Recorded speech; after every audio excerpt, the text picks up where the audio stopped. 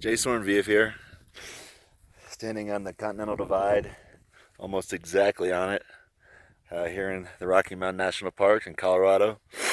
Um, uh, we're about a mile from, what's the name of it? Mount Ida? Mount Ida. And then about 3 miles from Milner Pass, which is our trailhead. I'm going to take the camera off me for a second to show you both the Pacific side and the Atlantic side. I apologize, I'm not going to be able to see me. So down here is the Pacific side. You can see spectacular alpine valleys, subalpine meadows, and alpine tundra, which means land with no trees. And you go a little further over here, walking east now. Dang, I'm gonna have to go kind of far. Just bear with me. I'm here with Mr. Charles Mickey, 64 years old. 65. 65. And a half. He's climbed up to about 12,000. Maybe it's got to be over 11.5. Yes. What happens at 11.5? It's called the Alpine Zone, Soren. Okay. And that's where there's no trees whatsoever. The tree line is further down, and all this is really very rugged tundra.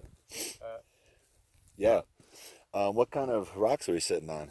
These are quartzite, largely quartzite.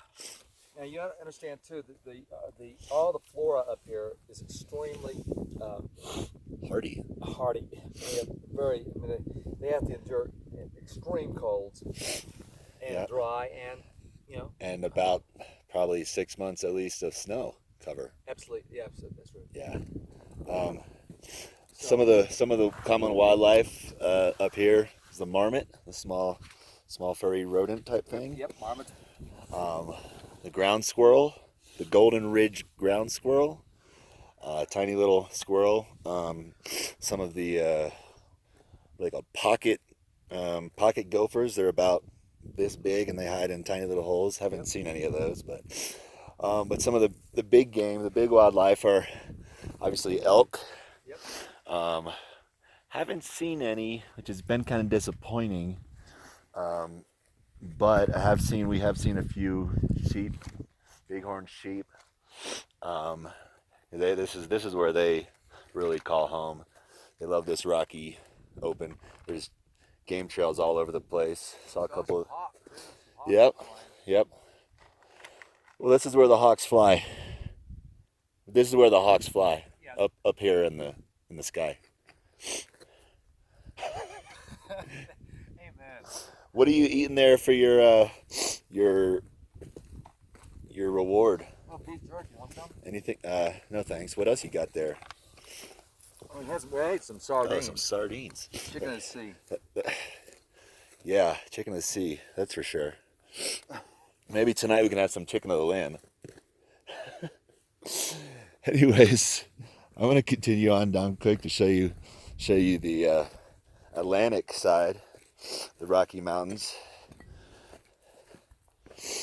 So, for those of you, the reason it's called the Continental Divide is because it is the watershed where everything east of where we are standing now flows all the way to the Atlantic via the Missouri and eventually the Mississippi and flows out into the Gulf of Mexico. And everything west of where we're standing, all the water, snow melt and watershed all runs down through the Colorado River and out into the Sea of California. And the Continental Divide literally goes down, runs from Alaska all the way down to Cape Horn and at the southern tip of South America. So it's pretty significant land mass or land distinction, and obviously Rocky Mountains are truly a pretty unique geographical formation of the zone. They run from about New Mexico all the way up into Canada and Alaska. So it's not not a great view, and it's definitely a little more hazy. But anyways, we're out here a little bit later than we should be. They say you're not supposed to be on the trail